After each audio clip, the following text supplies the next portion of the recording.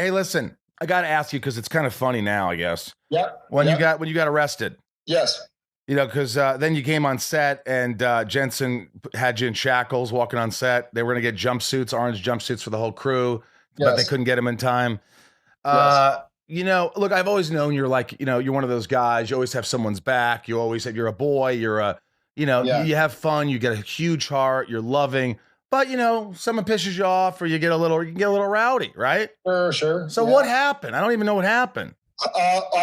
This is not an excuse. I don't entirely know what happened either, other than reading the reports. And Did you believe and the reports? I have to. Yeah. Yeah. I have to.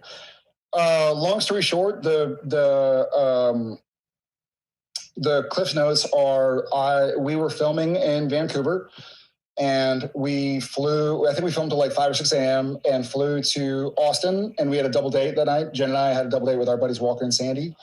Shout out Walker and Sandy. And went to dinner, and I hadn't slept. I hadn't had anything to eat. It's now like 8 p.m.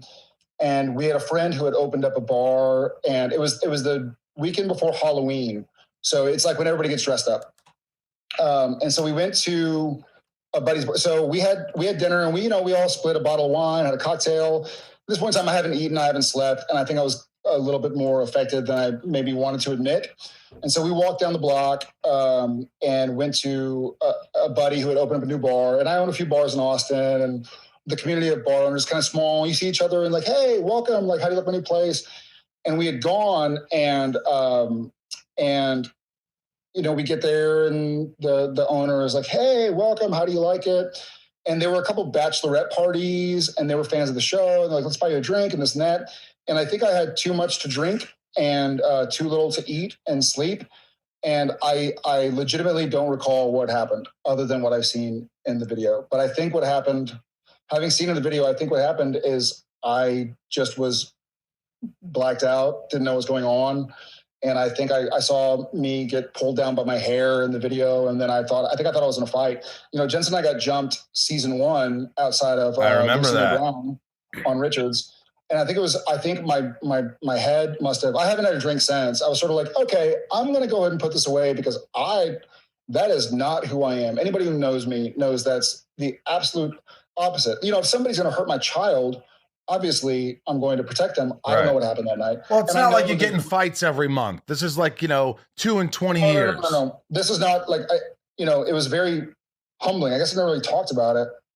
It's very humbling to go, that's like, I judge these people who I read about, like, blah, blah, blah, gets into a bar fight. I'm like, what an idiot. You're a celebrity. Like, what's wrong with you? Don't take drinks from people you don't know. And I was like, whoa, I just took drinks from somebody I don't know. And I don't know if I was drugged or whatever, but I don't recall what happened other than what I read in the police reports. Yeah, it's pretty humbling, man. It's pretty. So you haven't had a drink since? No. And do people, like, you always think about that if something happens?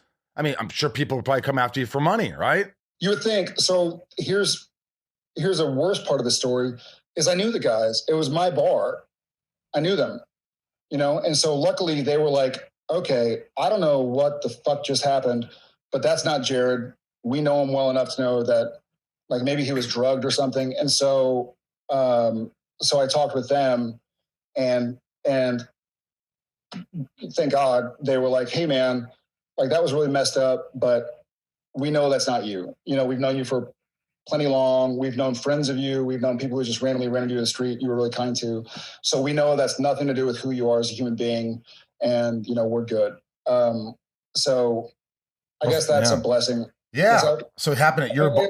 Of course, I guess that's a blessing. That's a huge blessing that I'm not that guy. Well, you're amongst people who know you, who knew you and know you're not that guy. And for all these years you haven't been. So it happened in front of people as embarrassing as it might have been, at least they could say, that's not him. I know that. Like, what in the world happened, this is just not him. I've seen that before. I've seen that with like somebody like, you think about things like, you're like, no, I don't believe that. That's not that guy. It's just never happened. I've never seen. It was surreal. I ended up seeing security footage because I had to watch it. Was it hard to watch?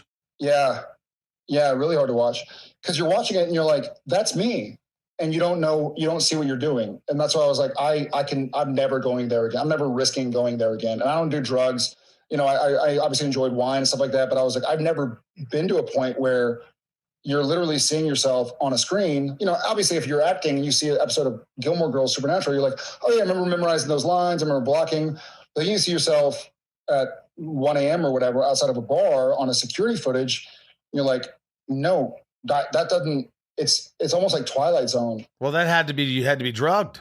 I'm not an excuse kind of guy. Like, I hate excuses. My dad was very much like, you know, oh, Dad, I didn't have time. What'd you do between 1 a.m. and 5 a.m.? I slept. So you did have time. Like, I'm a no excuses kind of guy. Right. I don't like that excuse, but that's never happened to me. You know, I didn't drink. I've had more to drink and not blacked out. And I don't know what happened. I broke my own rule of like, and I tell Genevieve, and we have a daughter, and I'm like, you know, never take a drink somebody pours for you. And that night, for whatever reason, I was like, oh, thanks. It's a bachelorette party. It's my friend's bar. Like, nothing could have happened. And by the way, this is what I'm thinking. I'm not just saying this as a friend, but especially if you're at a place where it's yours and it's all people you know, and it's not like you're at some random place where there's nobody you know. Yeah. If you were more aware of what was going on, you wouldn't have done that. If you had any kind of, you know, it just, that's whatever. Yeah, whatever happened, I still, it's definitely informed my life since then. You know, that was 10 months ago. And, you know, I just was like, I'm going to stop drinking. So I stopped, and I've been talking to my psychiatrist a lot about it and where it might've stemmed from and what might've happened outside of whatever may have been poured in anything I had to drink or eat. Well, I'm glad. I'm glad you're... I hit panic mode. I thought I was getting attacked. You know, I thought I was getting shoved and pushed. And I think this is wild ass guess. Like, again, I'm not proud of it, but I don't remember it. I'm certainly not proud of it. I'm humiliated by it. But yeah, I assume I just thought I was going to get beat up. You know, I've been jumped before many times by a bunch of guys, and you're like, well, if they beat me up, they're going to get me on the ground and kick my head into a curb, like American History X or something. Like, I need to protect myself. And I assume that's where I was thinking, you know, or what I was thinking. Right. But yeah, it was luckily, you know, that's in the past where it will stay, you know, and absolutely. Hey, let's talk about something really good. And then, and by the way, you know, it's human. It's like, you know, celebrities, friends, athletes, they come on this podcast. People don't want to hear about everybody's life is perfect and no one makes mistakes. And, oh, I don't get anxiety and I don't get... So for you to get up here and be honest about what you just fucking talked about, if anybody has an issue with that, it's like, don't listen to the show, because you're vulnerable and you're real and you're like, hey, this is what happened. You don't make excuses. You're like, you know, you're embarrassed by it. You make changes. Yeah. Things happen. And, you know, so that's what I'll say about that. But thanks, brother.